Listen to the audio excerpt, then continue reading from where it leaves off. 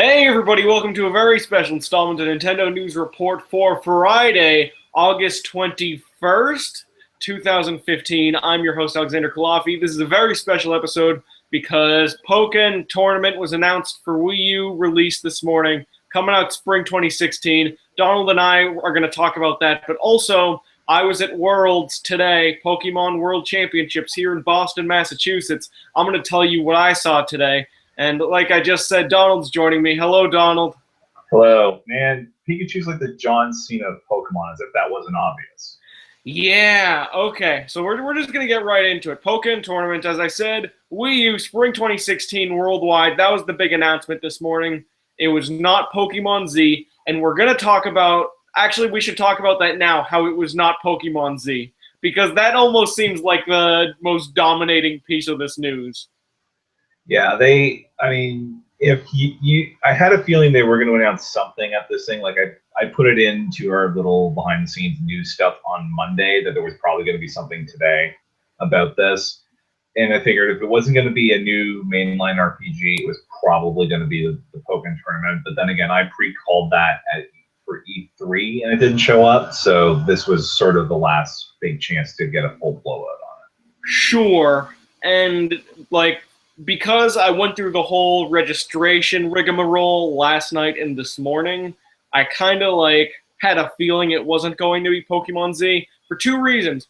One, the Pokemon World Championships are a very small event, actually significantly smaller than our local anime convention we have here every year. I would say a few thousand people, but the convention hall was not filled. There was a gift area, two exhibit halls filled, and then that was it. So it was a smallish event, even though it was streamed. So I thought, maybe this wouldn't be the place for Pokemon Z. Additionally, this is one of Nintendo's biggest games for next year if it gets announced, whatever Pokemon Z ends up being. And Nintendo did not hype this up at all before it happened. This was kind of something that was totally the TPCI route. So I kind of had a feeling that whatever it was going to be something either not at the level of a full new game or something that would be better suited to the Pokemon people rather than just Nintendo. And that's exactly what it was. Pokkén Tournament coming to Wii U, spring 2016. And they didn't reveal that much news-wise. They really just revealed that it was coming, and then they also revealed that Pikachu is not only in the game in its normal Pikachu form, but there's a second Pikachu character that is the Pikachu dressed up as a luchador in Omega Ruby Alpha Sapphire, which is called Pikachu Libre. Yeah, and what gets me is I don't know if they're going to bother having two luchador-type Pokemon in this game, which sucks because Lucha is one of my favorite Pokemon, and I really wanted him to be in this game, but it seems like he's not coming, or he's not coming until way down the road, probably DLC if we're lucky. Well, I have a feeling that there are going to be significant more characters announced down the line.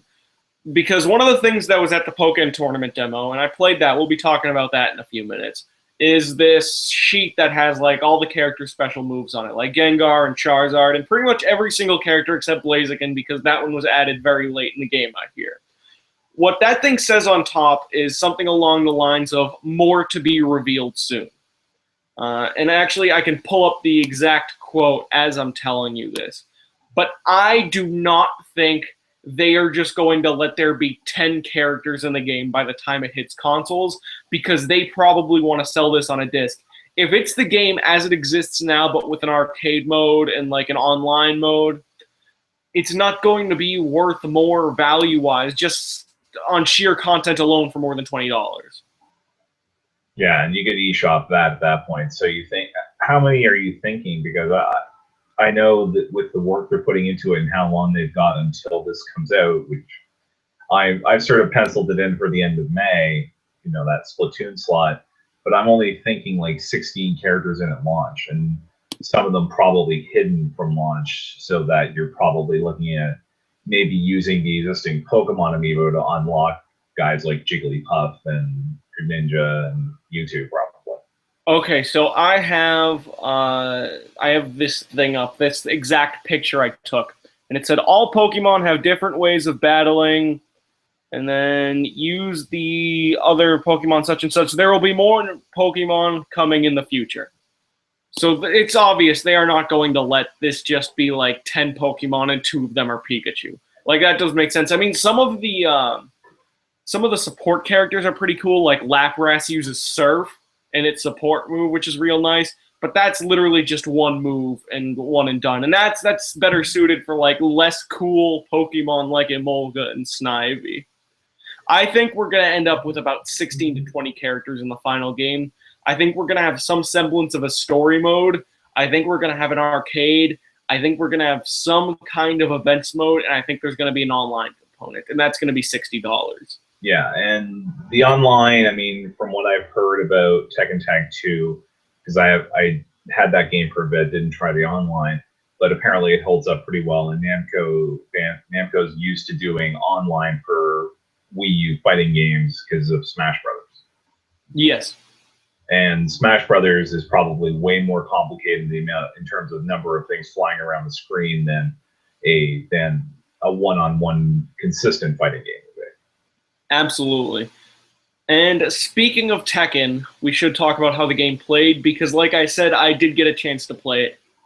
The cool thing about this demo and the cool thing about this event is that there were very, very few press people here. Like, I think there was a couple guys from IGN.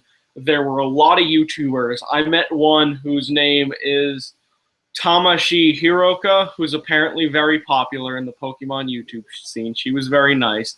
But, like, there was very little press, which meant that when I went to the Pokkén Tournament booth to play the game, I pretty much was just sat at a booth, and then they just said, hey, play as long as you want, and then take whatever pictures and footage you want. Your press, do whatever, which is great because I ended up playing like 5 to 10 matches in a row. And the game is very fun. I would describe Pokken Fighters like Tekken in the sense that it's kind of 2D, but also kind of 3D with its sidestepping. But there is also more 3D movement in this game than there is in Tekken. And that there's some combat that happens from the back. There is some running around and sidestepping. Like, it's a much more active sidestepping.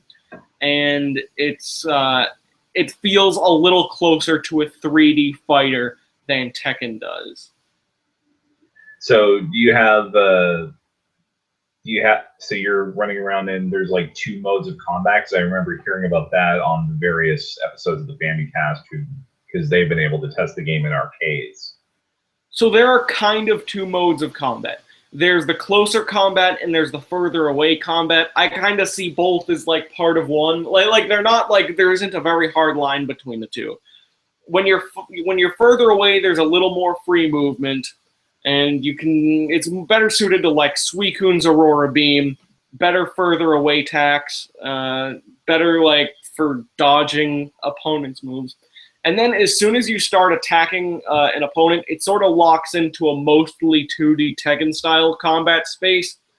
And then that sort of results until the end of a combo, until either you get knocked around or you start stepping back. It all feels very smooth. So like when I initially wrote the preview, I didn't even mention it because it just felt like one greater Tekken-esque game. Okay, because there was some question about that in the comments to that preview, but it seems pretty straightforward. As if you've played any sort of Tekken. I mean, I haven't played it regularly since I think it was 3 was in my school's arcade for a bit, but I think it shouldn't take much to get me back into the groove of that game when it does come out. Yes, and something that I was very relieved to notice when I played the game is that it was extraordinarily accessible. The way the arcade machine was set up, and there's pictures of this. If not, I'll end up putting some up by the end of the weekend. It's an arcade machine. It's one of those modern Japanese arcade machines where it's like more like an HD LCD planted on a larger machine. And instead of having a fight stick, you're given a controller that feels a lot like a classic controller pro. It has 4 face buttons, the A, B, X, Y, like a Nintendo controller does. It has a start button. It has the D-pad, which you use to move your characters, and it has an L button and R button. X and Y are your standard strikes. That's mostly for your combos. There's some projectile attacks in there, and there's a few like sort of special moves. B is your jump, and then A and like using the directional pads, a la using B and the directional pad in Smash Bros. Is how you use all of your special attacks. It's all extremely easy to use, and it just.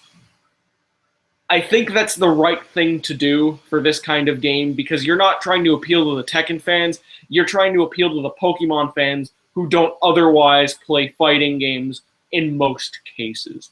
Right. So if this game ends up on an Evo main stage in a couple of years, that's a happy accident. It's not. Is that sort of what they might be going for, or is this more casual focus? It's casual in the sense that it's accessible, but I feel like it's very competitively viable. The L button, by the way, is what you use for your assist character. It works like assist characters in other games where they jump out, do a quick attack, and then run back. And then your R button's your guard, which is a very strong guard, by the way. And then L and R activate your burst move, which you get upon filling up a bar, and then which you do by attacking your opponent. You press L and R, and then you either activate the Mega Evolution, or you activate Pikachu, or who's Machamp. another one? Sure, Machamp and Suicune's like burst mode, which isn't really a Mega Evolution, just them like getting their ki raised up, like almost like going Super Saiyan, and then that's stronger versions of attacks and some alternative versions of specials, but they're generally the same. And it's significantly stronger. If you do the right moves when you're in burst mode, you can knock out 30 or 40% of your opponent's life bar in like one go. Yeah, and so because we saw the sort of the attack listing, and all the attacks seem to be Pokemon moves that are just redone as fighting game moves. But you actually mentioned seismic tossing someone, and that wasn't on the list. Was that a burst move for Machamp? Seismic toss. Yeah. Are you sure that wasn't on it? Well, I think it's submission that I wrote. I need to edit that now. I meant submission. Because Okay. seismic toss is the one where you jump up and throw it on the ground. Submission is the one where he spins like the opponent around and throws them. Yeah. That was inaccurate. That's a mistake I need to correct. Okay. What I love about this is that if you asked me how I would describe how each Pokemon plays, like I would say Machamp feels like Machamp. Charizard feels like Charizard. Machamp is my favorite character in the game because Machamp has always been such a cool-looking Pokemon, but he's never necessarily been the best Pokemon.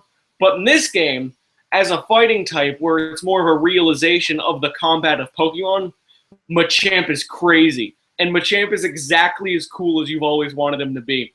His attacks feel super strong. He's brutish, but he's also pretty quick. It feels like playing as Goro in a lot of ways. They got the sound effects down. They got the visual style completely down. It looks exactly how Pokemon battles are supposed to look. And all the moves are extremely satisfying and easy to pull off.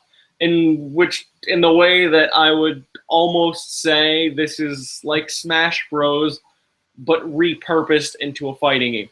I feel like there's definitely a similar philosophy to Smash Bros in this game, where make it something everyone can play, but if you're good enough, you will be better than everyone else.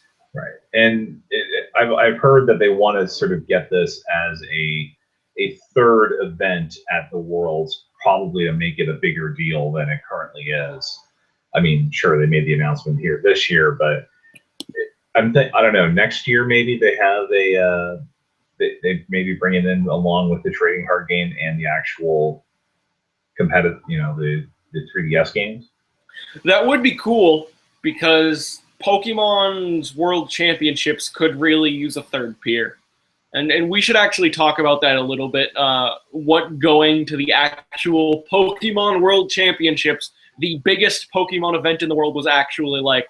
By the way, if it's not apparent yet, like it is extraordinarily hot again in Boston tonight. And if things turn into a mess, I'll be okay. I'll be okay. Okay. Anyways, discussing the show.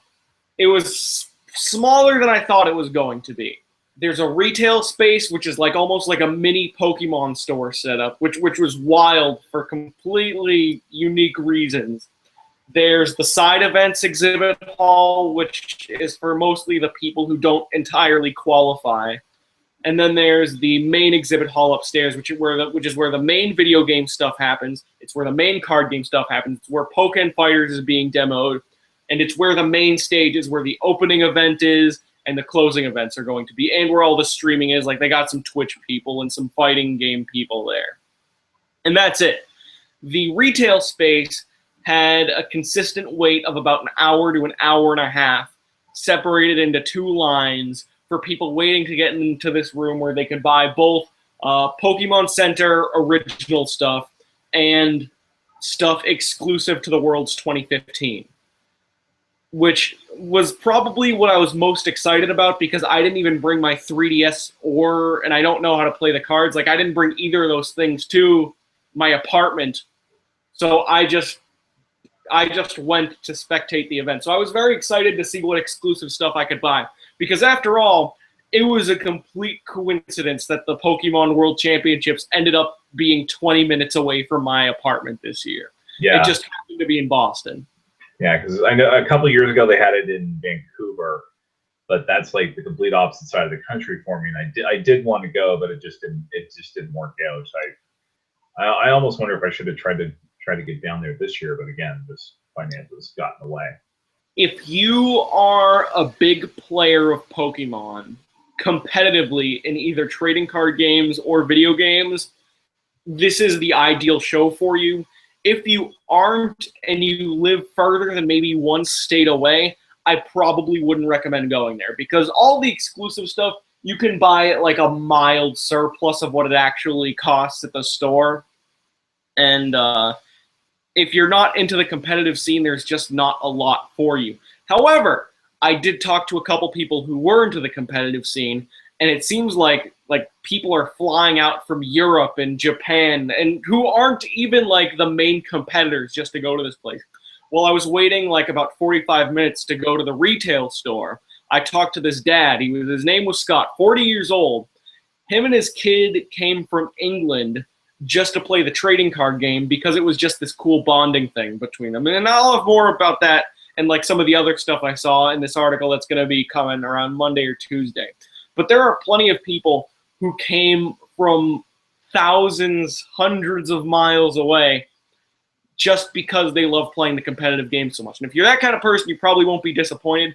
If you're just a guy who really likes Pokemon like me and likes the single-player aspect but never really got into the multiplayer stuff, I wouldn't entirely recommend it. Okay. So only go if they have the next year's championship in Halifax, basically, because exactly, yes. Yeah, because I'm sort of I guess in the meta game of Pokemon, I'm a collector. Like, I'm the guy who's got the full living Pokedex sitting in Pokemon Bank right now. Mm-hmm. I was a competitive player at one time, back when that involved sending commands to IRC bots over trying to play the game online that way, but I got out of that around the time of Ruby and Sapphire. Just school got in the way. Sure. Like, if you were where I was, and if you did have one in Halifax, I think you would have a great time. It's just more the effort it's worth in relation to what you're going to get. For me, 20 minutes away, this is a great weekend. I'm going to be able to see the Pokemon Symphony tomorrow night. I got some cool stuff I'm going to show you in a minute. I got to meet some good people. I got to see a little bit about the competitive scene. I'm going to get to do a couple interviews. There's some stuff on the site. I got to play Pokkén Tournament, and I got to see the reveal for that live, which was very exciting. But still stuff that probably wouldn't be worth going to unless it was more than like unless it was less than 1 or 2 states away. Yeah. Anyways, I should actually talk about the retail area.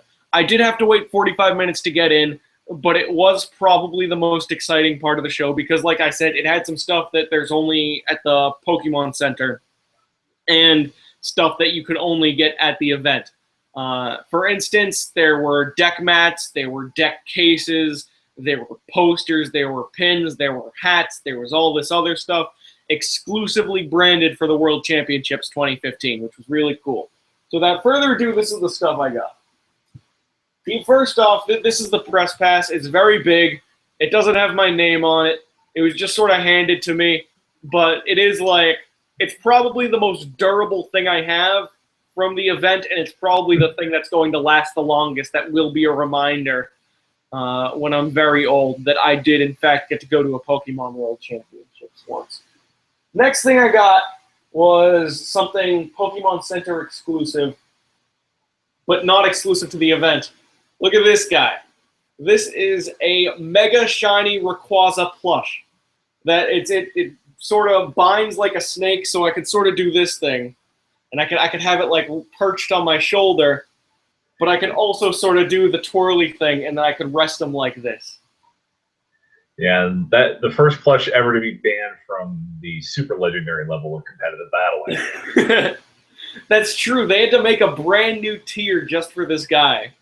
I guess the thing that ended up selling me on this, because by the way, this cost me $35, was actually the promotion of, hey, you can get a legendary free shiny Rayquaza through September 14th, I think.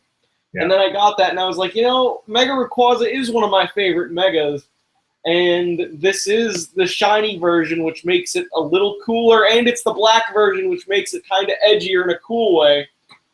So I ended up spending $35 on this guy.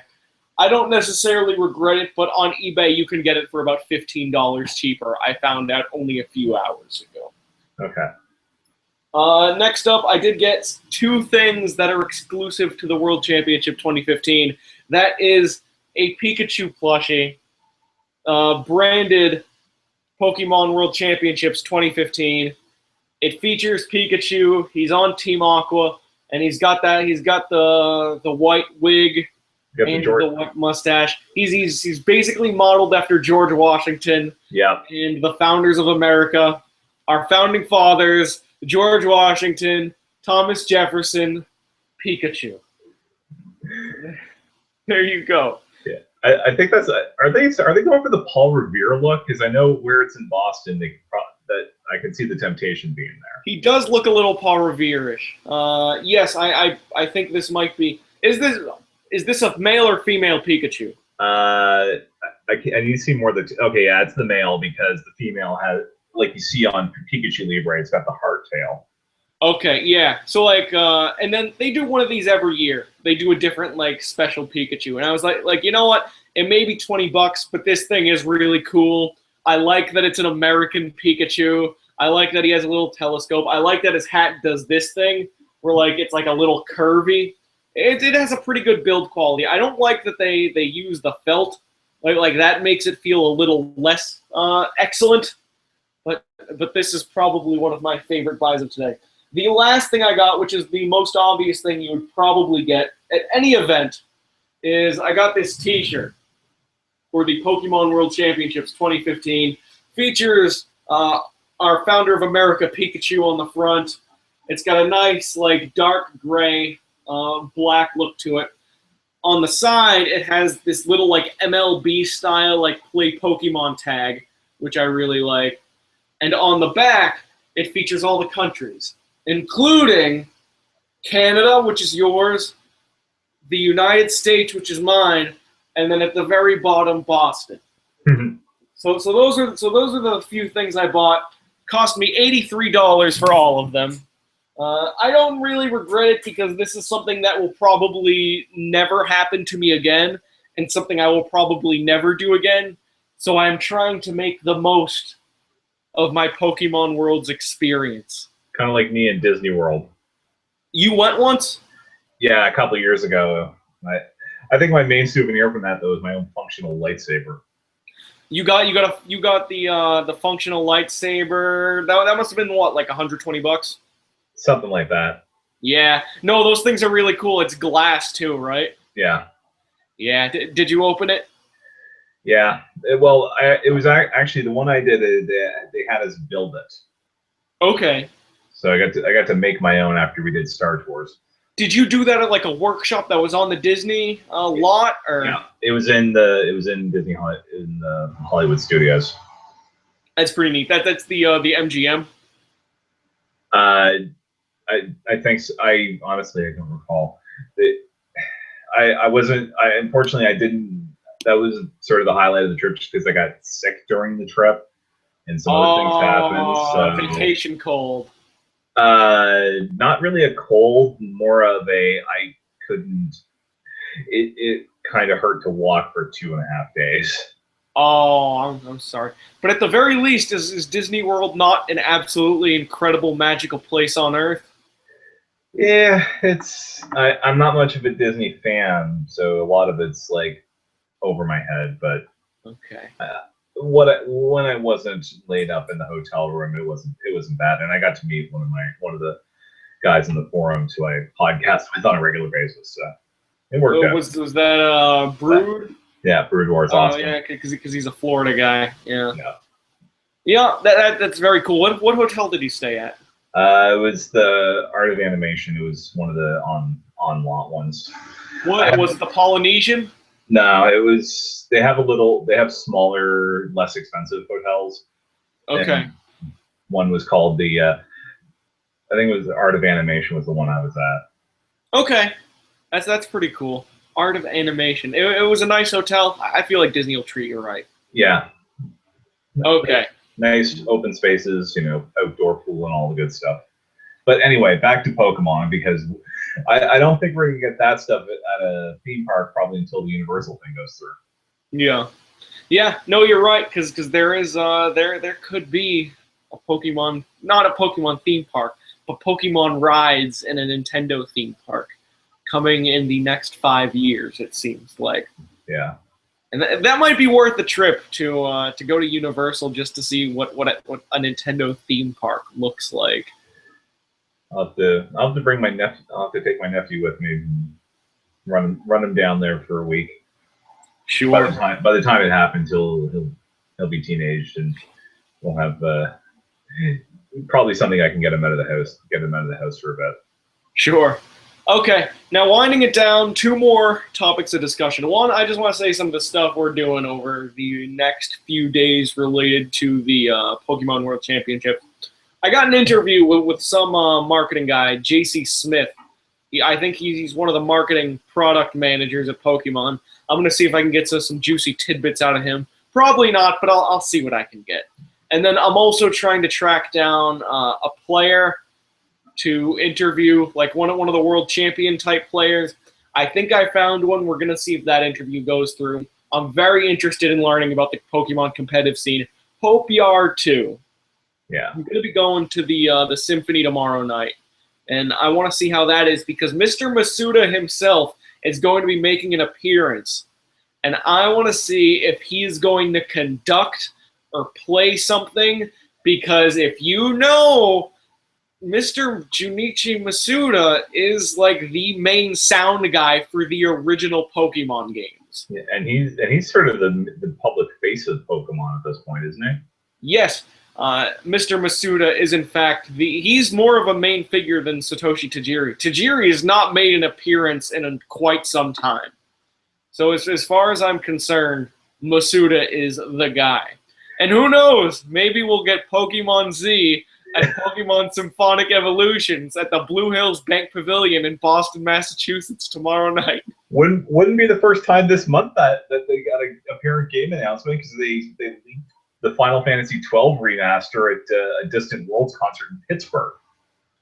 Yeah, I guess so. I guess, you know what? There's a first time for everything Pokemon related, I suppose. And then Sunday, it's going to be the finals.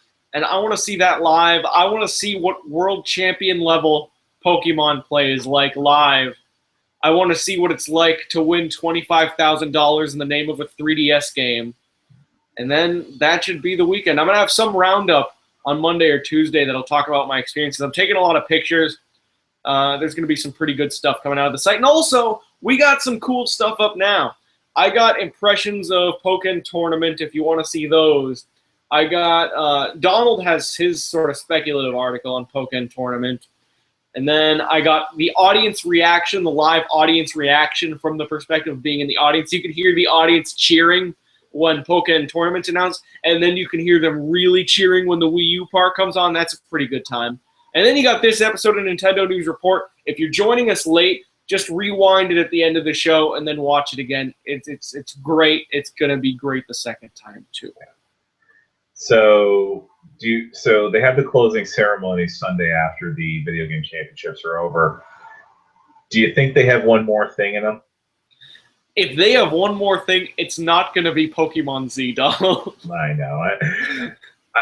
I've got this article all set to go. I really want to move Pokemon from the probable column to the going to happen. We can actually talk about this column. Well, I don't think you're going to have to delete that article because, as I'm sure you know, as our news editor, there's only about a month or less before we actually know what Z-Guard is because Koro straight up confirmed that the reveal for what that green blob thing is going to be coming in next month's issue, which is why I'm hopeful that talking to J.C. Smith tomorrow, I might be able to get a little more out of him about that.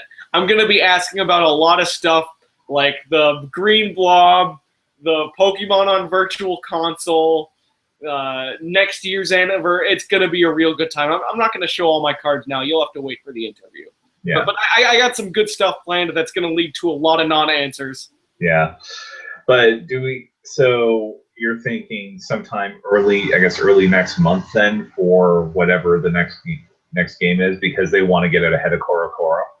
Well, the way Koro stuff has happened in the past, where Koro has gotten the initial announcement, the Pokemon Company releases their minute-long trailers later that day. Or sometimes earlier that day. Sometimes they beat it by a few hours. Or sometimes when Koro leaks, it comes out a couple days later. I think there's a good chance of that happening. That makes a lot of sense for me. And the reason why I think it might have to be Pokemon Z is unless they're just focusing on the movie right now, the Hoopa movie, which they very well could be doing, there's no data for a Z-Guard form in Pokemon X, Y, Omega Ruby, Alpha, Sapphire. There's Z-Guard's probable 2,000 moves, like 1,000 arrows and what's the other one? 1,000 waves. So that's kind of connected to it. But as far as I'm concerned, there's no data for Z-Guard, which means it's got to be Pokemon Z. If it's not revealed next month, like, when's it going to get revealed? Yeah, especially if they because the only thing is they've built themselves 2 more games on the current generation just based on how many sort of in the game's data they track what version of the game it came from. They have 6 slots for that: X, Y, Omega Ruby, Alpha Sapphire, and then 2 blanks. But they've never gone over 5 games in a generation before. I thought that maybe 1,000 Arms, 1,000 Waves would be sort of like a Kyogre Groudon situation where they'd split it up to 2 games. But I think at this point it's more likely going to be a combination of 1 game, and there'll be a way to get those moves at the same time. Sure. I think it's only a matter of time by this point. We are going to know, at the very least, what this thing is very, very soon.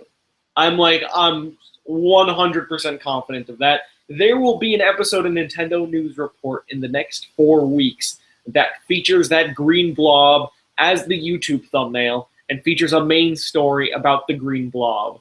I promise. And you know what? If nothing happens, we're still going to put it on the thumbnail. I don't know if it'll end up being the main story, but if within 4 weeks it doesn't, watch out for the YouTube thumbnail. It'll be there with no explanation if nothing gets announced. That's what the Pokemon Company International and Nintendo may force me to do. That's our special episode of Nintendo News Report. I'm probably gonna have some more impressions of the Pokemon World Championships next Nintendo News Report, especially if there's a little more news that comes out. We'll see. Especially if I end up breaking some hot stories with my interviews this weekend. We'll see. We'll see. Not to get too ahead of myself. But otherwise, that's the show. You can find Donald on Twitter at DonaldMick. That's DonaldMick, or NFRPODCAST, NFR Podcast. That references Donald's other podcast, which he does with forum members. That's Nintendo Free Radio. That happens very frequently. I'm on Twitter at Culafi, Culafi. Join us next week. Probably going to be on Thursday. Probably going to be at 10 p.m. That's it. Bye, everybody. Bye.